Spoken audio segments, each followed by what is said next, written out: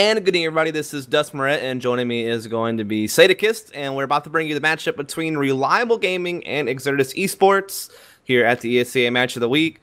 Now, some of you may be like, well, why is this the Match of the Week? And basically, we try to be fair with the Match of the Week, and so therefore, we try to give every team like their fair chance to be featured in the ESEA Match of the Week.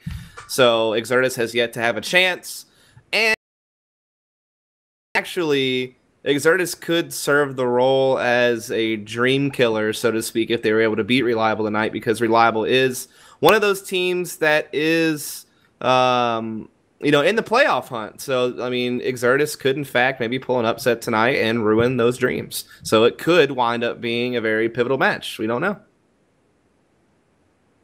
Yeah, it should be pretty interesting. Like you said, Exertus can totally be the dream killer. RELiABLE sitting at 5. So basically, it's who can limit their losses at this point. We talked about how 6 losses seems to be 6 to 7. You're definitely not looking at LAN anymore. So, yeah, RG needs to continue on with their trend, and Exertus is kind of playing for glory. By the way, I also put ESS Sports. I spelled their stats wrong. Right. Basically, this is the deal: is that iBuyPower is. I think iBuyPower is at this point like guaranteed, probably 1 seed to be honest. I think Mediocre Gamers is guaranteed a LAN spot. Maybe they won't keep the number 2 spot. Maybe that'll go to somebody else on the rise, like a Complexity or like an RG or some of these other. There's like 4 or so teams that have a 5-5 record right now. I believe that includes RG and United 5, Complexity, and one other team. I can't remember off the top of my head at this point. So basically, Mediocre Gamers and iBuyPower are pretty much sealed for LAN, but there's 2 more spots, and there's like 3 or 4 teams kind of fighting for those spots. So with that being said, that's kind of where we're at right now. And so we're just kind of looking at these 2 teams here. RG, and like I said, 5-5 record. They are in the playoff hunt. As you can see, Roka definitely leading the pack there with the 87 ADR. So he's definitely been doing really good this season. Rest of the team, Jay Mitchell has almost 80 ADR, which is average damage per round if you're confused. So doing 100 or 100 plus damage per round is like an amazing stat. Anything above 75 or 80 is pretty solid. And as you can see, Roka and Jay Mitchell definitely fit that bill.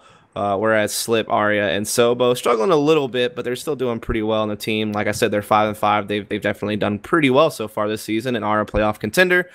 You reflect over to the other side here, Exertus eSports. As you can see, they are definitely not doing very well. They are pretty much not going to make LAN. So really, at this point, they are A, playing for pride, and B, they're just playing to maybe kill someone's dreams to go to LAN. So getting an upset victory against RELiABLE Gaming tonight would possibly deal RELiABLE Gaming a blow on their way to trying to make LAN if they were to take a loss tonight. So they could be a dream crusher. As you can see, Glorens is pretty much leading the pack. He's actually one of their newer additions. Shots, Pinecone, and Flom have all kind of done about the same so far as damage dealt and frags and such. And Octu has only played 1 match with this team so far. He's filling in for Bluminator, who I guess stepped down. Did not do well in his debut, but he's only played 1 match, and they lost pretty badly in that match. So I guess his stats are kind of skewed because they only are from 1 game that he played. So with that being said, I don't really know what to expect because of that fact that he's only actually played 1 game with them. Now, he's played with them in the past. Of course, he played with them last season and the season before that a little bit on and off as well. So he's familiar with these guys and stuff. So I don't think chemistry is necessarily an issue, but he hasn't really played a lot, as you can see. Yeah, he's definitely still active within the game. He just doesn't have too many matches under his belt. You can tell he streams all the time. He's always posting, so he's still up to date. But yeah, you're right. It's going to be interesting to see how his chemistry comes into it. They've also lost a couple more players and brought in Glorens, so I don't know. Not exactly the year we expected from Exertus, especially after last season, how they started off so strong and actually were fighting for a LAN for a while. So, yeah, I don't know. I mean, this could be the end of their invite run after this season. But that said, RELiABLE looking to get through. It's interesting, too. Roka didn't play 1 match, and he's still their top fragger and their highest RW. Well, RWS is based over average, but he's still their top fragger, despite playing 1 less match than everybody else. So he's definitely been pulling his weight this year. Right on. But just to talk about some other news really quick, as we like to, while we wait for the teams to get ready and stuff like that, we always try to bring you other news from around the scene. So, of course, Iron Gaming actually kicked off their online qualifiers this week for their first event in Toledo. Then, of course, they have a bunch more online qualifiers going on for that Toledo event throughout the rest of this month. And then they, of course, have, I think, 3 or 4 other stops throughout the United States this summer, including Atlanta, Chattanooga, and Austin, Texas, if I'm not mistaken. So be on the lookout for that stuff. You can read articles about that over at ESEAnews.com. We have an article up about the Iron Gaming Season 1 tour. Also, SoCal Revival 2 is also happening this summer, as well as Fragdelphia 2. You can read about those on ESEA News, as well as HLTV, I believe, has articles up about those 2 lands as well. And there's also some apparently talks going on that there might be a Tampa eSports event this summer, as well as, of course, the Las Vegas 10K Open that is being run by RGN.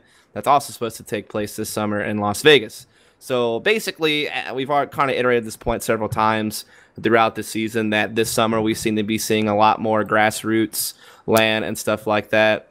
And so that's really cool that we're seeing all these events going on. Now, outside of the NA lands, there is one other kind of big topic that we can talk about tonight before we get into the match, Sadakist, and it is the fact that some crazy drama went down with what was Ronan's. Are you aware of all this? I am aware of all this, yes. Well, I don't know all the ins and outs of it, but Mospect. So there's a lot to this story besides that. So the first shots fired, so to speak, was when, from what I understand, and I've only heard Hades' side of the story from his stream, because I watch Hades' streams sometimes. I pretty much lurk and watch all of the NA CSGO streams for the most part. But anyway, apparently Hades got mutinied off the team. He was statistically one of their lower performers. But apparently, he got mutinied off the team because he was the team leader. And so the way that works is if any player is underperforming and the team wants to get rid of them, the leader can just cut them off the roster on the league page, and that's it. But since Hades was the leader, it requires, I believe, at least 3 players who have played at least 30% of your matches have to all vote in favor of getting rid of that person. Right.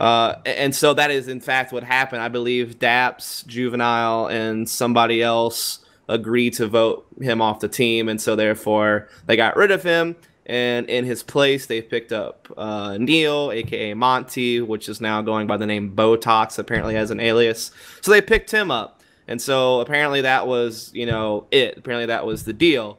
Well, then, all of a sudden, apparently now Mospec has also been cut from the team, and this surfaced, I guess, last night or the day before. I think it was 2 days ago that I first saw it. Yeah, right. I think it was Saturday night that I saw it. So. Right. So basically, that is essentially what has happened. Not really sure why Mospec got cut. Prepared things about him being shady. I mean, I have no idea. But the bottom line is that this is to me, just another piss poor example of an invite roster being wasted. Yeah, especially, and another one that had a sponsorship that's now lost and has a bad taste in their mouth with CS. Because I think Ronan's is completely pulled out on that, if I'm not mistaken. So they've switched their name to Never Good Enough. But yeah, it's interesting. The other one that I heard, who was it that was away for them? What do you mean? Wasn't someone in Vietnam on their team, or was that Cud? Cud, right. And I heard Cud was coming back, but he's not on the roster anymore either, so... That is because, from what I understand, when he heard what happened with Hades getting mutinied, he no longer wanted to do it, yeah. Because originally the rumor was that when Hades left, Cud was going to be the one to... Well, it was a small rumor. I don't know how much weight it carried, but there was a rumor that Cud was already back in the USA from his time in Vietnam and was going to play, but now that's all shaken again. So, yeah, I mean, it's been a sort of tumultuous season for a few of these rosters between Exertus, between what started as RELiABLE Gaming Canada, and now with Ronan's, who looked like, up until they lost their recent 3 straight, they looked like they were going to be in a land spot. I mean, they were the team that we thought was mediocre gamers at the start of the year, and now mediocre is the team sitting at 7-3. So it's kind of interesting. I guess it's kind of the way when there's only 9 teams. If you're not on top, you're on the bottom, and on the bottom it can be kind of discouraging, and a lot of these guys create drama and are unsatisfied with it, and therefore make these decisions. But it does look bad on our community, in my opinion. So... Right. I mean, with the whole thing that happened with the RELiABLE Gaming Canada team as well, I mean, that's like basically 2 teams that went down the drain. Now, I guess Team Stream Team has kind of salvaged himself by picking up Adren. They actually are somewhat competing, to be honest, still even after everything that's happened. But it's still tough. That's for sure. Yeah, I don't know. I mean, I'd like to see some more solidity. I figured by the time that we got into, I don't know, what's this, 5 sort of established seasons of CS:GO, that the late players coming over from Source would sort of work their way to the top, and we'd have that solidity now. But it still seems like there's a lot of roster hopping and whatnot. And I think there's some main teams that are definitely worthy of some spots next year. And I think, quite frankly, it should be considered that more than 1 or 2 teams move up next year. So we'll see what happens. I mean, who would you move up and who would you get rid of if it were up to you? Exertus has to go, I think. I mean, this is the other thing. You can do a placement tournament. Everyone disagrees with me when I say this, but that's the easiest way to. Yeah, I think that's the easiest way to prove who earns the spot or who's worthy of the spot. I think Black Dragon Society could come up. I think SapphireKelowna.com could come up. There's a couple other teams that could very easily be there. I'd have to look at the current main standings, but there's about 3 or 4 teams that have all put in good efforts over the last couple seasons. And I'm not speaking about who's doing well just this season. I'm speaking on previous consistency as well. Who's been a roster for more than just this year? Who's kind of stuck it out together and built up that chemistry? So, right, yeah. I mean, I think that I would have to say that Exertus may be eliminated from Invite after the season. I'm not sure if this is their second season or not. Usually each team gets 2 shots at it. So I'm not 100% sure if this is Exertus' second season or not. This is their second season. Yeah, last year they played with Summit. But last season they actually did well. Well, they were in contention for a land spot. I think they were 6-10 or 7-9. Well, but they dropped. They started off really strong and they dropped. Right. So I think that it's very feasible that Exertus would get moved down to main. So that team's probably gone. And then as far as a second team that would get removed, I mean, I don't know. Team Stream Team might be able to save themselves, like if they keep. I mean, I think they're 4 and they've something right now. Yeah, they've actually pulled together a good roster now. If they can get 3 or 4 more wins, they're probably actually not on the chopping block to get cut out of Invite. And then it would be somebody else, which I don't really know who that would be at this point. If Ronins goes on a downfall and like loses out the rest of the season, it could be them. I don't know. The other team that I think has a really good chance at getting moved up to Invite, although they'd have to win out through playoffs, is Area 51 in Maine. I saw them at ETS. Obviously, they had a slightly different roster. I think it was Disciple was in. I can't remember. I can't remember who the roster change was. There's one player difference. But they played really well on LAN, and they actually took a map off Dynamic / iBuy, whatever you wanted to call them under that current guise. Yeah. And I really do think that they could have a chance to move forward. Cyber Revolution's another team that could easily be. I mean, there's like I said, there's a number of teams that could very easily make. Perfection Vor's there as well. They are 8-4 this year. They've been struggling, but they're another team that's been around for a while that at least has consistency in their rosters. So. Yeah, I don't know, man, but looks like we're starting to get higher numbers in the server here, so we may actually go ahead and LO3 soon. As I'll let them know that we're ready to go. I'm not in there yet, so it's all on you, my friend. All right. Just hold on a second here. I'll fire this over to you, bro. Yes. I think you did, actually. I'm just looking, Holden. And then I accidentally closed the conversation. Well, I just sent it to you, so you should be good now. But we should be getting live here pretty soon. I think we're just waiting on one more player to join the server and then for everybody to ready up, and then we'll be good to go. So basically, just to sum up things, we've already had a crazy roster transaction take place with the former Ronins, which is kind of crazy. And then we have a bunch of North American lands to look forward to. So that's basically the main North American CSGO news we have right now. Other than that, tonight's matchup is really about whether or not Exertus can kill some dreams or not. I mean, that's really what it's about. I mean, at this point, Exertus is A, playing for pride, and B, playing to stay in Invite. If they can, pull out enough wins, if they can win out and go 8-8 or something like that, maybe they get to keep their spot. However, with a few more losses, it would probably be them on the chopping block come next season for a new team to step up. And then C, like the third thing that they're playing for is like I've already mentioned in the beginning, is to maybe crush someone's dreams here. Now, RELiABLE Gaming is one of 4 teams that are in contention with a 5-5 record of getting one of those last 2 spots for LAN. Like we've already talked about, iBuyPower and Mediocre Gamers pretty much have their LAN spots guaranteed. The only way that would change is if they somehow just lost out the rest of the season and bad things, crazy, unexpected things happened or something. But it's a safe bet to assume that iBuyPower and Mediocre Gamers are going to make it to LAN. Most people would say it's a safe bet that Complexity will make it as well, just because of the simple fact that most of their difficult matches, like they don't have to play iBuyPower anymore, and some of the other difficult matches have already kind of gone past them. So that, I mean, they have a good chance to win out, or at least, you know, get 5 more wins to get that spot. So let's just say those 3 spots are covered. So basically at that point you have 2 or 3 teams at around a 5-5 record that are looking to get that last LAN spot, and RELiABLE Gaming is one of them. I think you have Netcode Guides that's kind of on it. Well, I already mentioned Complexity, so it would be basically. I was going to finish that and then I stopped because I interrupted. What I was going to say is Complexity plays Mediocre tonight too, that's a bit the next big test. So. So if Cole wins that, they're probably on point to make the event as well. But yeah, so basically it's RELiABLE Gaming, Netcode Guides, and United 5. Those are the other 3 teams besides Complexity that have a 5-5 record. So those are the guys that are in the hunt right now for a LAN spot. So, all right, well, yeah. I think according to GoTV, we're still waiting on one. We have the 2-minute delay. I think I just got a message from S&D saying they were going to LO 3. I don't know if that's confirmed or not. I don't know who you're messaging, so we should be live in just a second. Yeah, I'm talking to Roka. They've actually already lived. It's just we haven't seen it yet. So it should be less than 2 minutes. We should be live, based on the GoTV delay.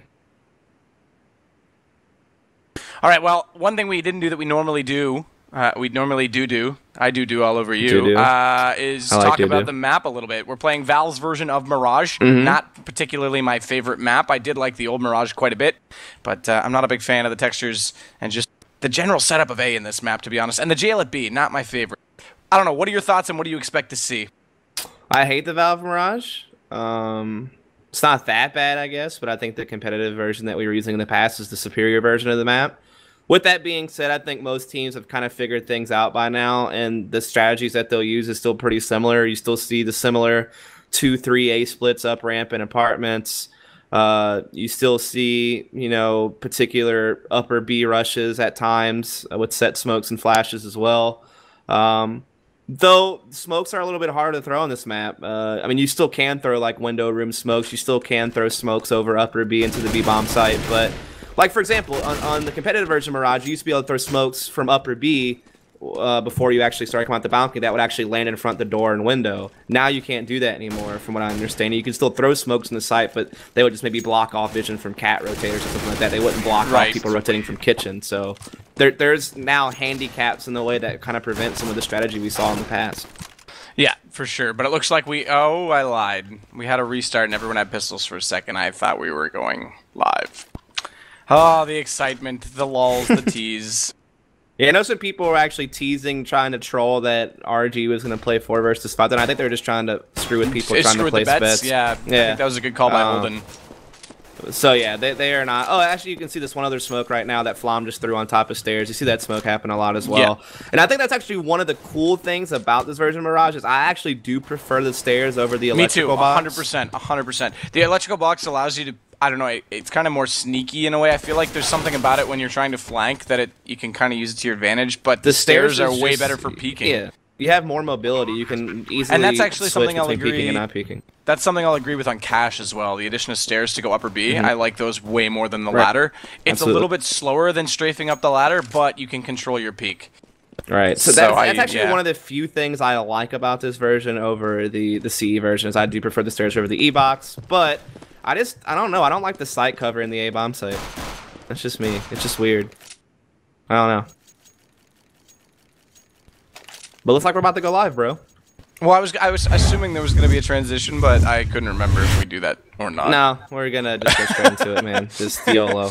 All right, well, it looks like we are going to be underway. So it's going to be RG starting out on the CT side, and your BenQ roster rundown will be Jeff, Mitchell, Roca, Arya, Sobo, and Slip going up against Exertus, Pinecone, Shots, Glorens, Oct, who we talked about only in his second matchup for the season, and Flom Nom Nom Nom Nom Nom Nom. So, gonna get things started pretty easily. Can you here. say that every single time you say his name? Yeah, tonight? absolutely. Om Nom Nom is like one of my favorite things in the world to say.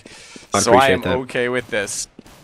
Decoy heading out on top of the balcony in front of Palace right now from the RG side, just trying to delay the Exertus team, who are set up for a 3-2 split into the A side, and it looks like they will aggress right now. Ock's going to be the leader, and who's up under the balcony? Shots tries to go down the ladder and spot out Slip, but he manages to get the frag there, and that means Ock has to respond now into Roca. Slip finally does fall to Pinecone, but Jeff Mitchell, nice shot from CT, make it a double as he take down Oct as well. That accuracy of the USP is just doing work, and now it looks like Glorens and Flom Nom Nom Nom Nom Nom Nom is going to take down Sobo, so a one-man two here as Jeff Mitchell trying to claw back here. Bombs in the hands of Flom. It looks like he is going to try and put that down on the site. Is he successful? No, he actually pulls back off that. My mistake. I thought he'd already done so. And now Flom does rotate out, faking one more time. This allows Glorens to play bait off his teammate. Can he get the shot? He does. There it is. A 1-0. Exertus take your pistol round on the T side, and the bomb plant goes down after the round ended, keep in mind. But that's a good $300 for Flom. Yeah, this is a good A execution by Exertus. They pretty much put all their pressure at A very, very quickly. We did see Jay Mitchell pop off a couple of nice frags, but Arya actually ran out of bullets with his USP on stairs and had to pull his knife out, and that didn't end well, of course. So just good execution by Exertus. Jay Mitchell almost did a great job holding it off, but just wasn't enough and wound up losing that 2 versus 1 there at the end. So CZ75s come out now for the RELiABLE Gaming CT side. It looks like they're going to try and get aggressive in mid, but Glorens is posted up very well to shut that down, as is Oct. He's going to pick up a double as well. And now it's all just on Sobo to try and wait out the round, and that grenade will catch him inside the window room. You thought I was going to say Pokeball. I did. I totally did. I'm surprised.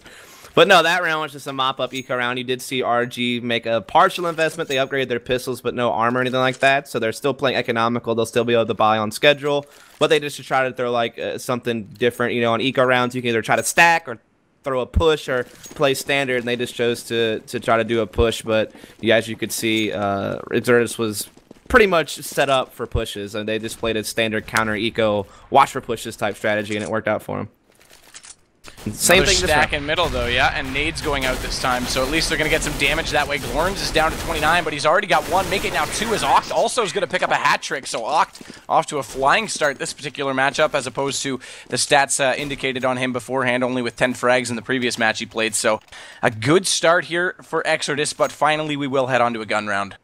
Yeah, I mean, that was exactly the exact same strategy from the CT side, the exact same counter from Exertus, and it worked out almost exactly the same. So nothing really to see there, but we will start opening gun round this round, and I'm kind of curious to see if Exertus is going to go back to the aggressive B. A lot of teams just favor hitting B with all their numbers, like a 3-2 type split as quickly as possible, and it seems to be what they're doing this first gun round.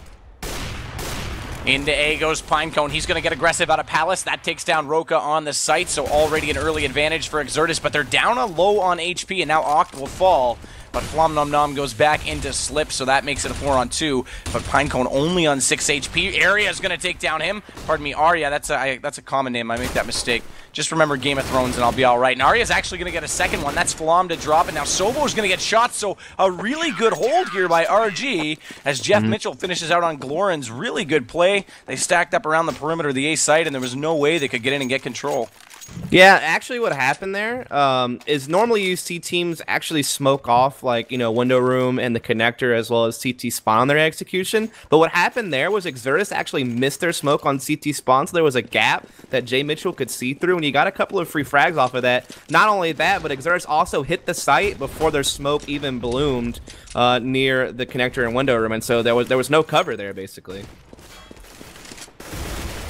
Octon is going to try and work here right up past into window, and he does get slipped through the smoke. That's a good play. So once again, A is going to be the choice of aggression here for Exertus. Shots down to 11 HP though. Glorens on 45. But with Roca and Slip already on the board, the round is looking good, and those smokes that cover off CT allow the bomb to go down as well. And that means that it's going to be all patience here from Exertus. They're going to wait it out. Arya gets one into Oct, but Flom goes back into him. And now they are just waiting out any more peaks. Sobo using those stairs, we talked about it, controlling the peak, not able to do anything with it though. His shot sitting back here in one of my favorite spots to play in the backside. Cubby is going to get that shot, and now he's just going to hunt out onto the site. Jeff Mitchell though is going to get the frag, and this leaves us in a one-on-one. He's going to try and smoke and hold. No, he's actually going to fake, and he might come out with this, but they're confused. They can't find each other in the smoke. James Bond though takes him down with the USP. But that will do it. Yeah, I thought so. The bomb will detonate, so Exertus comes out with a very narrow margin there. And 4-1 now our score. Yeah, that was pretty much the exact same thing. Exertus is actually continuously missing their smokes on CT spawn on the execution. They also missed their smoke on stairs and window room. However, that round, they were just able to outshoot their opponents on the entries. Once they got in the site, they were able to get the correct smokes on CT spawn, the cover for the plant.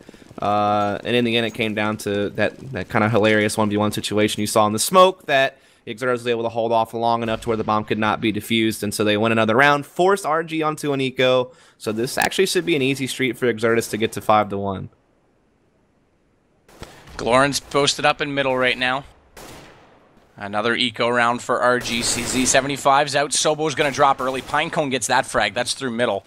So that gives them a good amount of map control. Now he's going to throw a nade in toward Jeff Mitchell as well. That actually goes a little bit too deep as he only gets down to 92 HP. So the 5 AK is still being passive. Flom, good awareness. Arya coming through Palace looking for a flank. Flom's all over it knowing that no one's in there. And he will get the frag. Lawrence now takes down Jeff Mitchell. So it's all on Roka and Slip. They're both at the B site.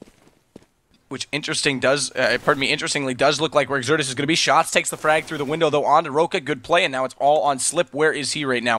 As we lock it onto him, he's central of the B site, and Shots is going to get that as well. So good round by Shots. Good patience coming out into B. He picks up a double, and that makes it 5-1, but we should head back onto a gun round immediately.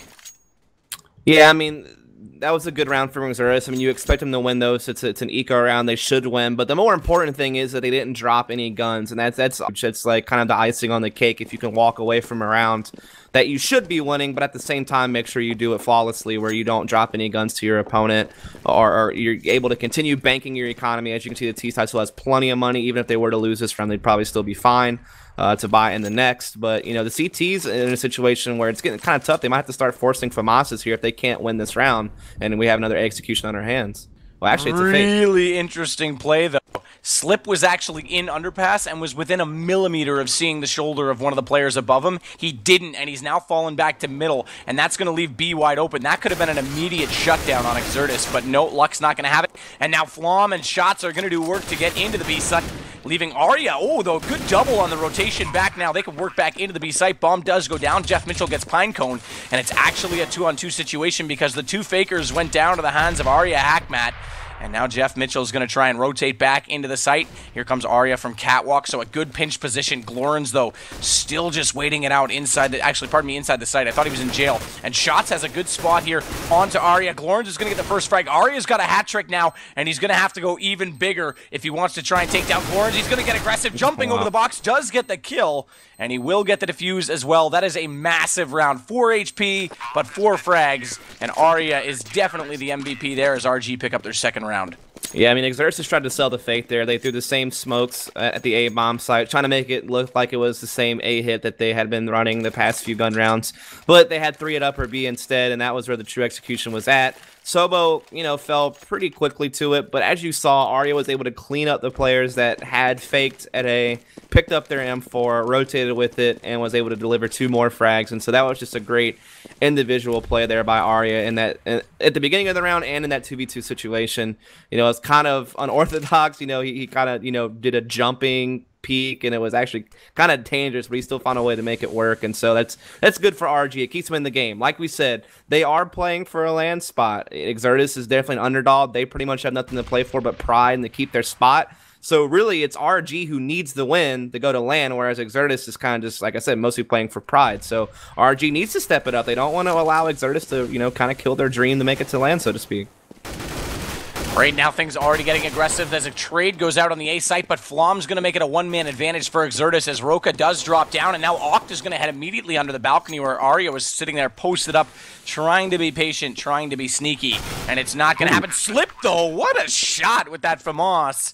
as he takes down shots, and that was pretty smooth right there as he comes out in toward the window connector, trying to get back into the A-bomb site where the bomb has already been planted. Sobo's going to take down Oct, but Glorns goes right back into Slip, so now it's all Sobo against both Glorns and Flom, and Glorns actually, okay, the double peek does pay off, but it looked like he was actually going to get the worst of that exchange as he dropped down to 47 HP. 6-2 now your score. Exertus, 1-8, are looking to pick up their second win of the year if they continue on like this. Yeah, like I said, they're playing for pride and they're playing to try to keep their invite spot, so to speak. Whereas RG needs this win because there's, like I said, there's 3 other teams besides them that have a 5-5 record that are playing for an invite land spot. So this is, I would say, more important for RG than for Exertus. But you know, I guess this just depends on what perspective you come from. But we are going to see RG on an eco once again going to their middle rush. But once again, we have Glorns and Oct waiting for it perfectly at mid. So we'll see how it goes. Yeah.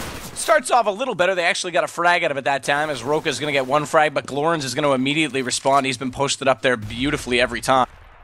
And I think they've got a good hold on what the economy situation is based on the buys that they've seen, because they've been positioned for that mid push every time, and I don't think that's a coincidence. They haven't been playing that as a default strategy, so good awareness by Exertus to keep track of that situation. Now Jeff Mitchell's going to try and push into middle. Flom's managed to pick up an AK, and this is actually looking pretty good, though, as Guns heading both, pardon me, not Flom picking up the AK, RG picking up the AK, my mistake, as Shots now takes down Arya, and Jeff Mitchell, your last man remaining. That grenade just missing him, but the second one gets him. Flom's going to throw them over the boxes. Yeah. So there you go, 7-2. This is a great start by Exertus. Yeah, I mean, RG's ran pretty much the same eco around every single time with that rush up mid with upgraded pistols, and each time Glorns and Oct have been waiting for them at mid with the AKs, but that time around, the CTs were able to get an even trade, get the bomb down, and collect an AK, as you mentioned. But Jay Mitchell, I feel, played a little bit too risky with the AK. He tried to peek out too far, and he got caught by Flom in the middle connector, took him down to low HP, and at that point, there was nothing that he can do. And as you see, RG now has to eco again, which is just another round, maybe in Exertus' pocket. But they are stacking A this time. They're not doing the typical mid-rush that they've done in the past, which makes sense because statistically, Exertus has been hitting A more often than B. They've only hit B once. But unfortunately for them, this is going to be the second time that Exertus hits B, and now there's no one left there. Yeah, absolutely not. Arya drops down already, and Flom Nom Nom takes down Roka inside the site, so already RG really far back here, and they aren't in a great position to do anything in return. Sobo already down to 5 HP as well. Who's that posted up above? That's Slip, and Ox going to get both of them, as his awareness is wise to both the positioning and the long shot that he needed to make. Jeff Mitchell, the last man remaining, and Ox going to pick up that as well, so a good triple for him. And now 8-2. They've already won out on the half. The question is, how big will the gap be, and what can RELiABLE do to come back into this game? I mean, in all honesty, like I said, it's not like Exertus' A hits have been that clean. There's been plenty of times where their smokes have kind of missed their mark, and it's given gaps in the smoke that RG has been able to spot the site from. I really honestly wonder, because those CT spawn smokes have been missing by Exertus on the initial takes, if they had an op back there, they'd probably be able to get a free kill, but they haven't tried to use a sniper yet this half, so that could be something they could try. Other than that, they just have to land their shots. I mean, that's really what it boils down to. I mean, Terrace have a pretty good advantage on hitting A when they get their smokes and stuff like that, right? So you just have to kind of wait it out and make sure you're in good retake positions. Maybe decide to get up the site. They also rotated Arya over toward the B site, which is interesting. I guess they weren't happy with the hold they were getting there. Jeff Mitchell and he are pretty much the only two to get any frags. Everyone else is sitting on 2. As Shots now is going to get the first one onto Roka. Jeff Mitchell drops down as well. Flom getting that frag, and now Slip's going to respond through that smoke screen coming out from window connector. But the bomb is already down, and look at that. Flom is going to get one more grenade kill there. Brady to Moss, and that's a touchdown, as now Sobo, the only player remaining once again for RG, and it looks like he's going to hold on to that beautiful Strat Track M4. I forget the name of it, but it's worth about $4.86 on the marketplace. That is probably actually worth about my toenail. I have one, and it's actually $4.86 because I looked at selling it. Okay, I didn't think faded zebras were worth that much. Or like the original M4 skin. Just because it's Stat skin. Track. Yeah, I know. I thought it was the most boring thing I'd ever gotten, but it's the only Stat Track gun I had, so I wanted to look. Well, there you go, I guess. But anyway, the point I was going to make before we got on that whole tangent was that Exertus' executions aren't even that clean. Like I said, their smokes are somewhat off. They're not really quite perfect. They're not completely blocking out vision from the CT rotators. But the point is they're just out-shooting their opponents. And not only that, but I've been seeing RG too often putting players that are defending A in positions that are not like necessarily trade or crossfire positions. Like they just had one player in the site, and he pretty much got into a 1 versus 1. There was no CT there that was in an angle to trade with him. So they're pretty much forcing themselves into 1v1s where they have to outshoot their opponent, and they just haven't been able to do that. And they're not in trading position, so that's really the downfall here. Glorens is going to get the better of Roka at middle. That's going to make things here 2-man advantage already going the way of Exertus. Nice response, though. Arya with the FAMAS is going to take down Flom. So that's going to make it a little bit closer here, but they've still got their work cut out for them. Glorens on 32 HP. Arya on the opposing side of RG sitting on 46.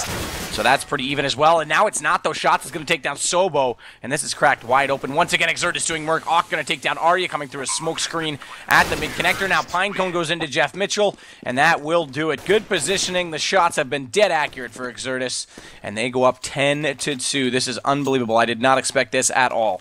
No, not at all. I mean, the Exertus has come out looking like a brand new team. They have struggled all season long. They have a 1-8 record, so their season record pretty much tells the story of how their season has been. It's pretty accurate.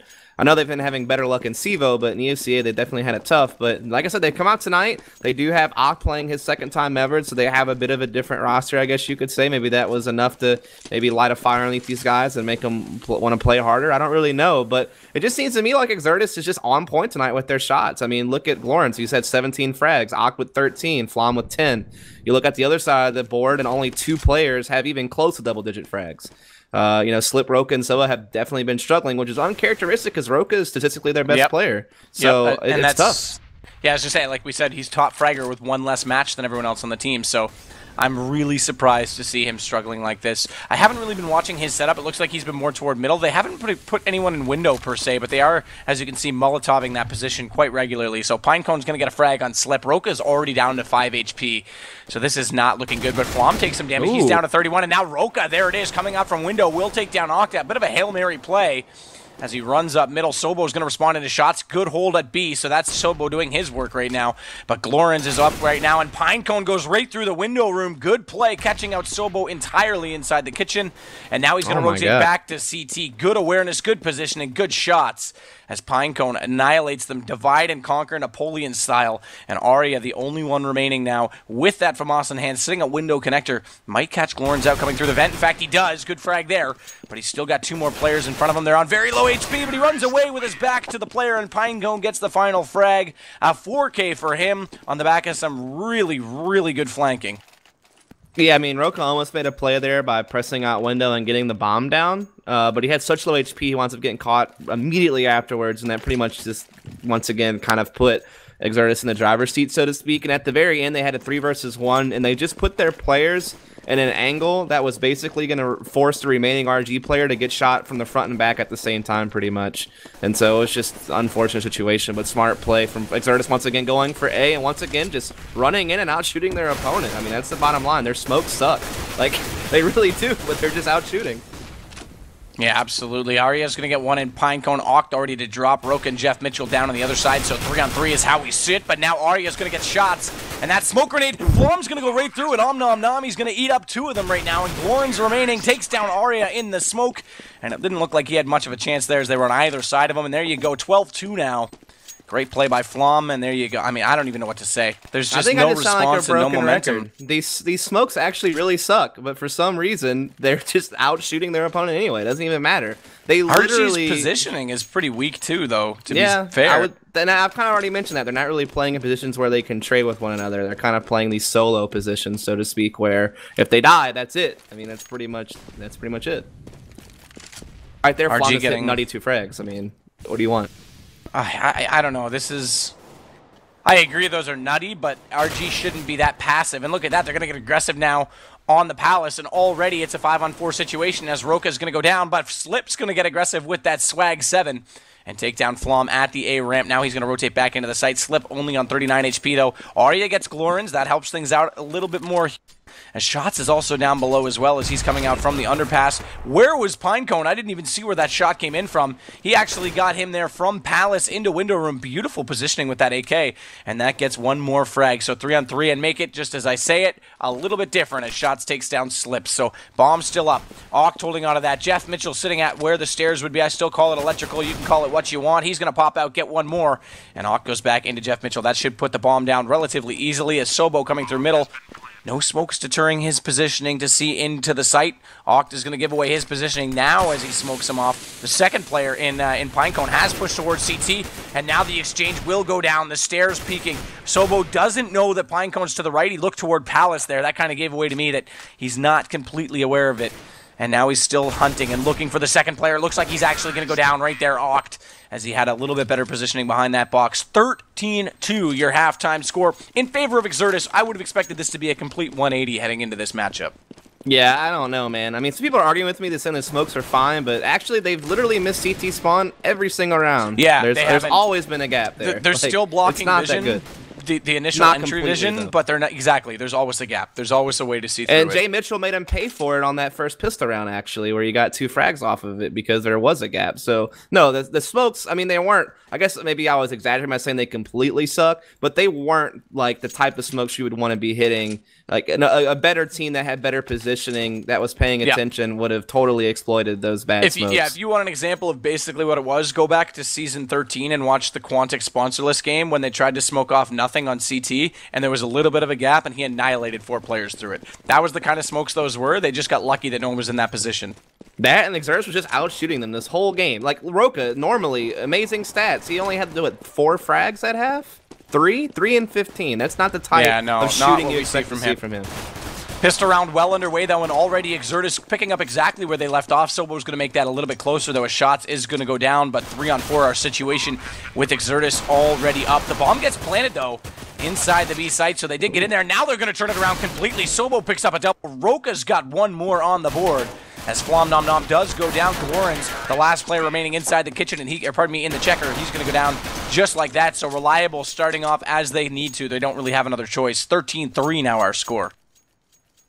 At least we're finally seeing some signs of life from RG. I mean, they definitely needed that pistol round. Had they have lost that, it probably would have been an easy street for game point for Exertus. So that was crucial that they won that pistol round. That's for sure. They still have a long way to go. They need 10 rounds to tie it up. So they're going to go ahead and buy up. As you can see, they already have a couple AKs, a couple of Galils. Exertus, you know, they're playing it smart. They had the big lead. There's no need to force anything by buying armor this round or anything like that. They can just go ahead and, you know, buy up a couple of pistols, but, you know, play economical just to buy on schedule in the 3rd round. So we'll probably likely see a 13-5, but past that, we'll just have to wait and see what happens on gun rounds. Yeah, I'm not even gonna be like secured with that. Like, this has already blown my expectations, so I'm just gonna sit and watch. But Roca is gonna take down shots, so no more damage is gonna be done other than the 72 HP taken down on Oct. There it is, another frag there for Arya, making a double as he takes down Pinecone now in checker as well. And Jeff Mitchell gets the flanking Flom as he comes out from the underpass, and now they will hunt right now to try and find Glorans. He's pushed all the way up through middle and in toward the T-spawn. I'm not sure if he's gonna try and just hang on to that 5-7 and not give away frag money or look for exits. Actually, it looks like he's gonna try and flank all the way through. He doesn't have armor or anything to save. Yeah. Hey, how much does armor cost, by the way? Don't do this to me. I'm sorry, I had to. You really want me to answer that? No, don't. I'm sorry. That was I can. Mean. I'm here. All right. I mean, it's up to you. 650 and 1,000. I mean, it's just yeah, baby. That one night I was. I know, and you know what? I didn't catch it either, so it's completely both of our faults. 13-4 now our score. The Eco comes out with not a single frag. They go 5-0 on them.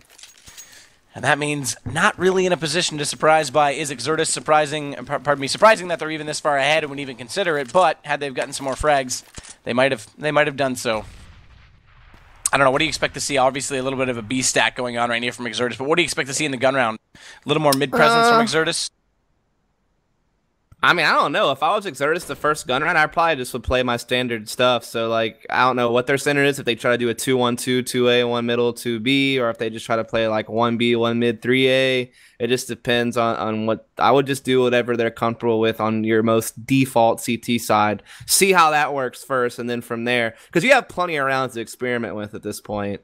So go with your standard stuff first, see how that goes, and then make adjustments as you feel needed. But they have a big enough lead to where they don't need to try anything crazy at first.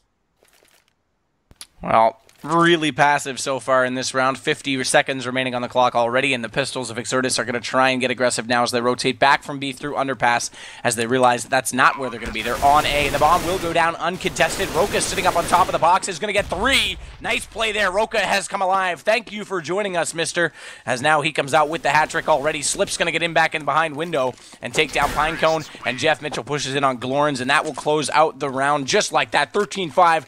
RELiABLE Gaming take their 3 standard rounds after a pistol round win, and Roka is alive. Watch out, he's up to 9, and I could easily see him picking up 3 or 4 in this next round if he plays aggressive like he did that time.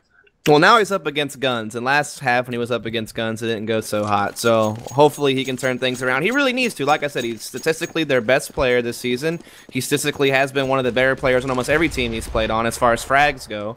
And he really needs to step up for his team right now because right now, I mean, they're down by 8 rounds. It's a pretty substantial margin to be down on, especially when usually most teams like CT side on this map. So this is tough. We'll see what happens. Looks like we are going to see pretty standard stuff here from Exertus. Like I said, just a 2-1-2. They don't need to play anything risky at this point. Looks like RELiABLE Gaming wants to exercise mid control as opposed to a standard A split 3-2. So they really want to try to work this middle as well. Maybe come up connector. We'll just have to see. Yeah, it looks like connector is where they're going to go, so already a change in playstyle between the two teams. We didn't really see Exertus stack up in that middle other than when they were faced with Ecos. They did it once. That was it. Right. Aside from when they were faced with Ecos and they sat back and just annihilated the push. But they fall back again, interestingly enough. I thought they were going to go through. Roka's the only one who did. And there I said, he is awake. The dragon is alive. Arya's going to get 2 more coming in from the A stairs as well. And Sobo's going to clean up after he goes down. But now Shots goes back into Slip. Where's Roka rotating out from the window, missing on that shot. And now Shots has a chance to try and clutch it, but no way. Brady's going to hit a touchdown pass. And it is 13-6. The lead completely cut in half right now. And this game is coming back to what we a little bit expected. Yeah, exactly. Yeah, I mean, that round, Exertus actually had a decent crossfire positioning with their player on their balcony and that player hiding in the corner box, but the corner box player just didn't peek in time, and so his under balcony player just got kind of left out to dry. But yeah, RELiABLE Gaming definitely went for more of an A split that incorporated mid a lot more, whereas most of the rounds Exertus today, they just came out apartments and ramp. There was one round they split up connector, but that was really it, besides, like you said, holding off ecos. So Exertus is going to be on an eco this round. They're trying to get aggressive on A ramp, and so far it hasn't worked out. No, and the push comes through, and that actually takes down Slip down to 17 HP, but there it is. They will mop the floor with them there. As that aggression might have taken down an op. It did take down Roka, but no big deal there. They held on to the big green machine. They'll hold that into the next round. 13-7 our score, and back onto a gun round we go. And I don't know if we'll see that standard mid positioning still. It looks like there's no op out, so it might work. They're not going to have that window presence that they might otherwise have. Slip has an A spawn, so that's where he's going to take the op. If you see him with a mid spawn, I'll probably take it there instead. But we'll just have to see if he gets smoked off or whether he'll get a free peek here. It's like he gets nade stacked and smoked off, yeah.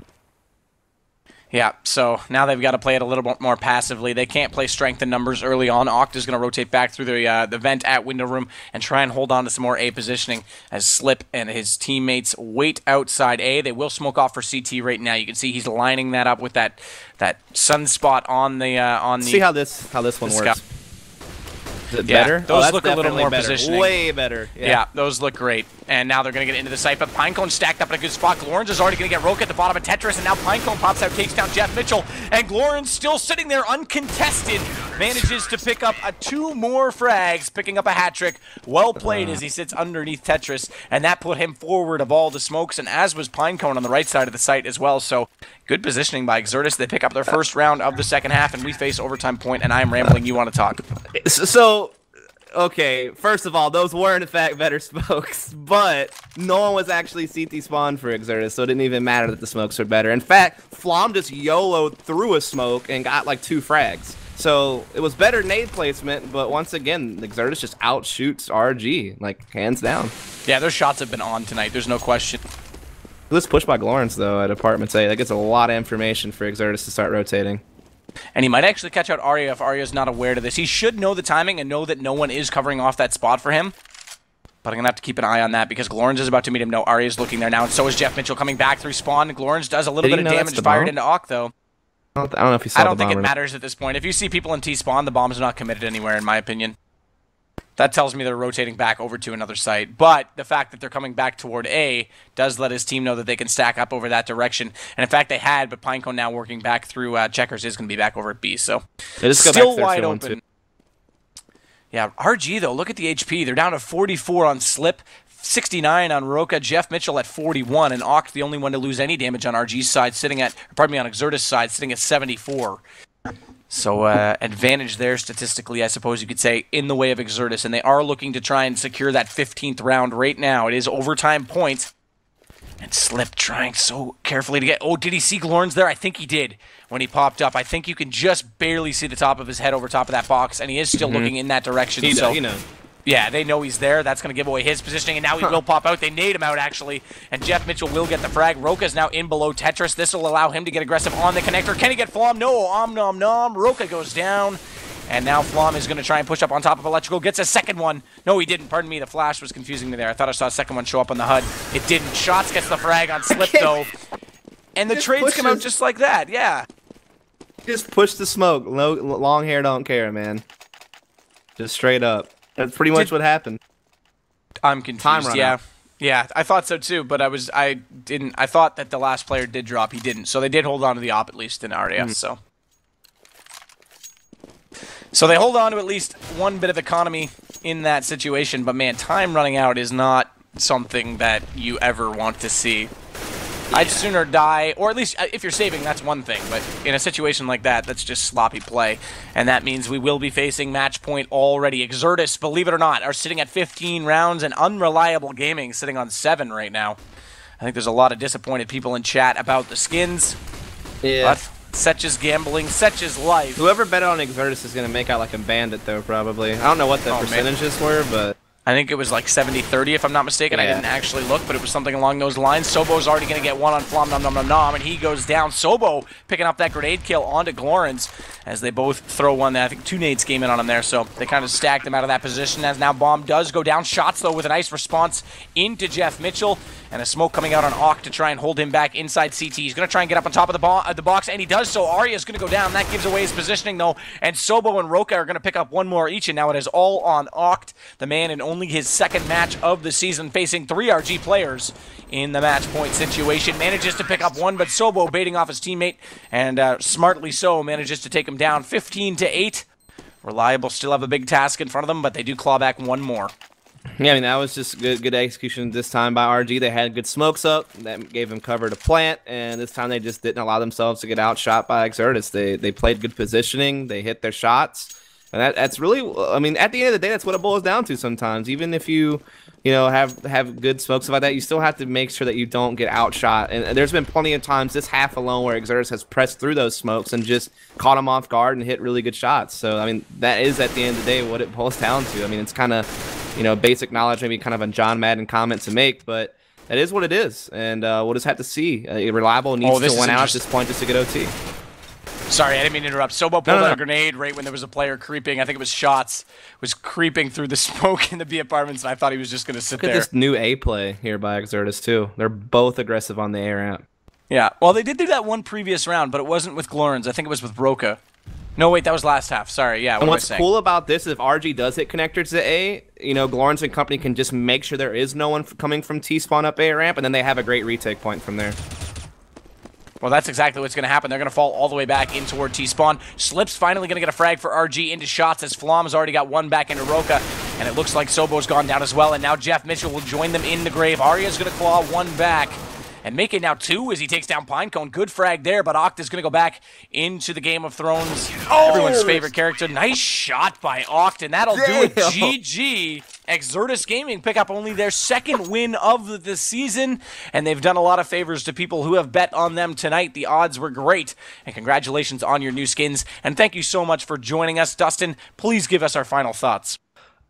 Man, I think that the way the round ended and the way the game ended was actually really just a great testament to pretty much the storyline of the whole game, which was just, even when Exertus were making peaks you would think weren't the best, or even if their strats or their smokes or grenades weren't the best, they were still literally just hitting really damn good shots. And yeah, their shots were excellent. People that normally would be hitting good shots for Reliable Gaming, such as Roka, definitely struggled in the first half. And even though they started to show a little bit more life in the second half, I mean, by that point, they were already down, 11 rounds going into the second half. And even though they won pistol, they got a couple more. They pressed it to 13-5. They eventually got 5 more rounds before it was all said and done. Or I guess, no, 3 more rounds before it was all said and done to get to 8. I mean, at least they made it a game somewhat at the end, but I don't think there was ever a point where Exertus felt like they weren't in control of the game, or there was never a point where Exertus felt worried. And I mean, I think we're gonna get to talk to one of these Exertus guys here in a second. We'll maybe get that information from them on how they felt. Yeah, I'm not sure. That being said, 2 things to announce. One is obviously we forgot to mention the Vegas LAN coming up in July. Looks like iBuyPower is on board for that already. I think there's something like 15 or more teams already signed and confirmed. So that's going to be pretty awesome. That's coming from us from the Reliable Gaming Network. And don't forget that they are casting the Complexity Mediocre Gaming tonight.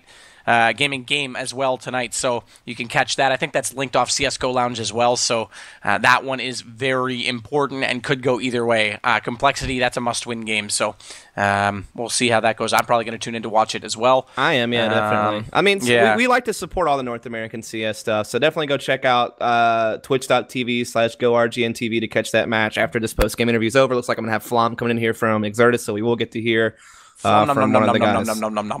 And then you should head over there and catch that next match. Like I said, we're all about sharing the love and helping people out. Like I said, I've been helping RGN get on Go Lounge as well as us.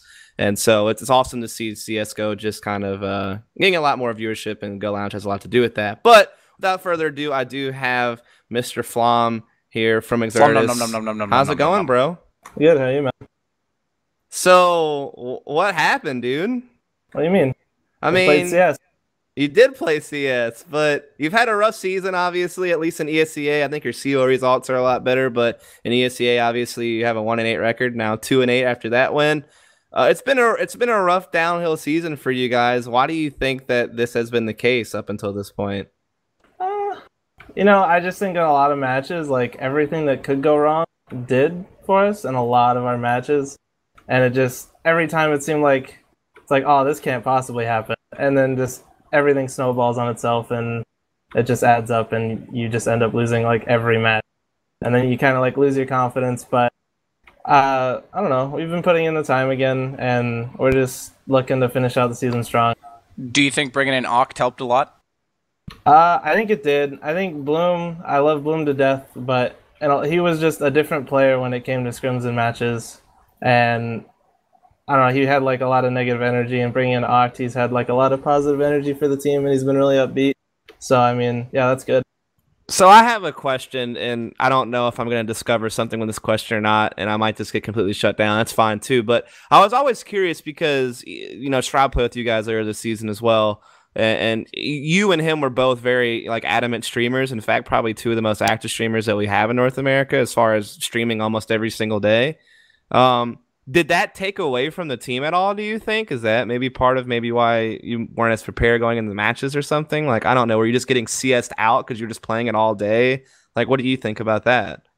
No, I think our poor performance just came with lack of experience and with a couple people, and just when it came match time, a couple people would play differently than how they would in scrims, and it showed with our record. So with that being said, I mean, at this point, your playoff dreams are probably dead. So that dream is probably dead for now. But the dream of remaining an invite for another season is certainly one that's still alive. And I guess you're always kind of playing for pride. But you also could kill dreams for other teams, which you kind of actually took. So you actually kind of took a stab at Reliable Gaming tonight with this win, because they were one of 4 teams that have a 5-5 record that are fighting for kind of those last 2 land spots. And with the loss here tonight, that very well could be the match that they look back on weeks from now and be like, damn, if we just would have not lost to the worst team in the division, statistically speaking, then we would have maybe made it to land. So my point is what's your biggest motivation? Is it killing dreams for other teams, or is it just trying to keep your invite spot, or pride, or what fuels you guys to want to step out and perform at your best at this point? Our goal is to piss off everybody in invite.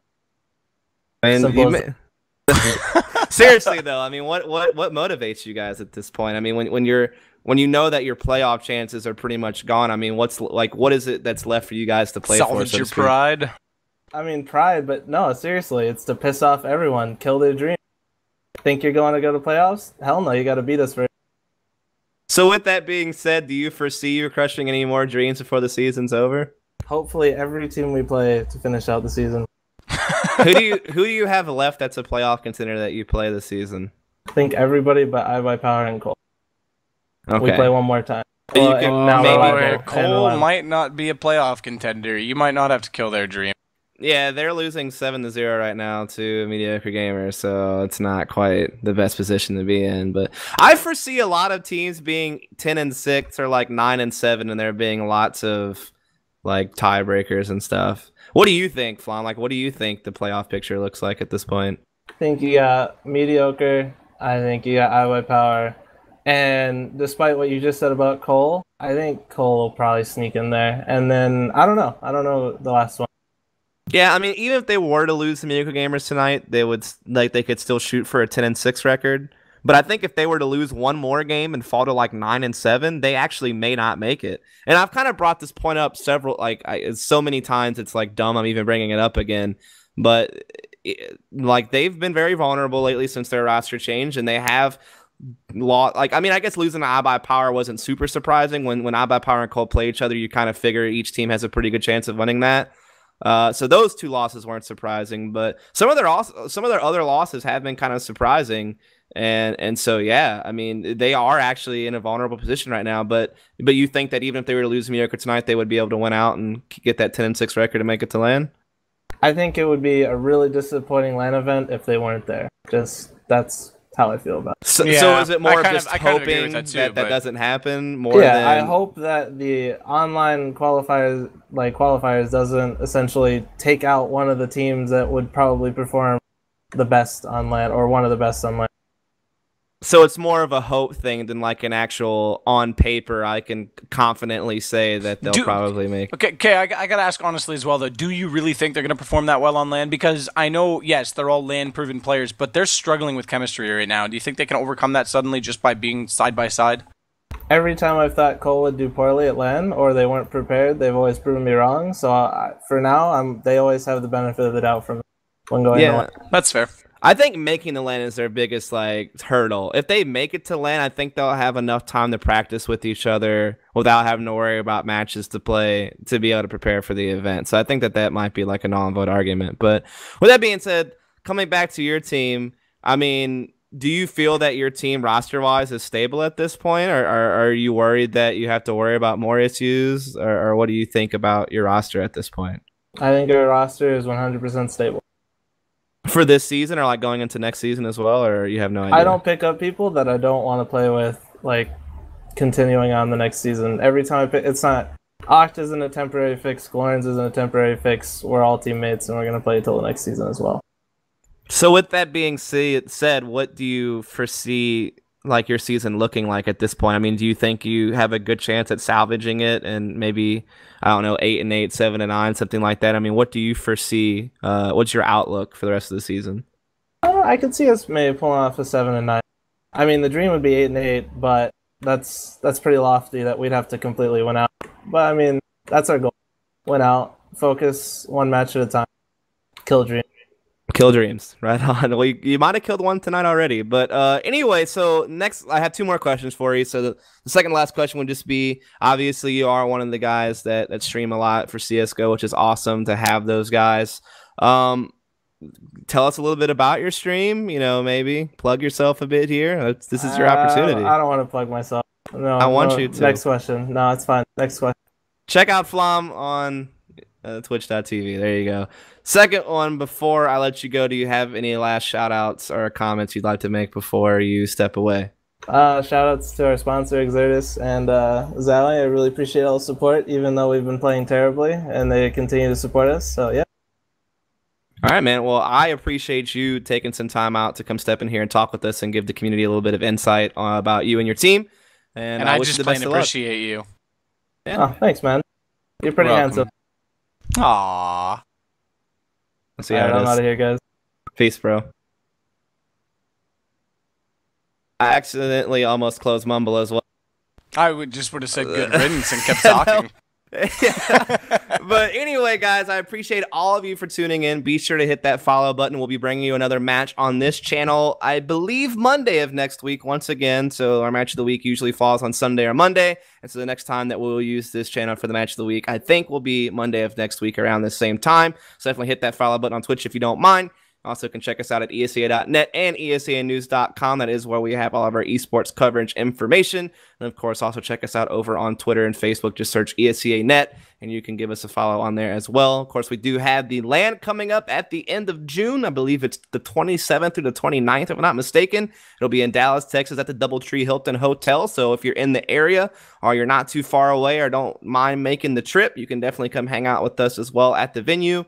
Or you can watch it, of course, streamed right here on this channel. And so that's kind of your information about LAN. Other than that, we are actually going to sign off the stream tonight. But I can let you know that I personally will, at least me, I will personally be casting some matches Tuesday, Wednesday, and Thursday this week over on my channel. I know a lot of you guys that are watching right now probably have been at that channel due to CSGO Lounge Bets being, hosted on that channel, as well as just maybe because you are a follower, which is awesome. So if you guys don't mind, you can definitely check that out starting tomorrow. And of course, Wednesday and Thursday as well. I'll be streaming on that channel. That's just twitch.tv/DustMoret.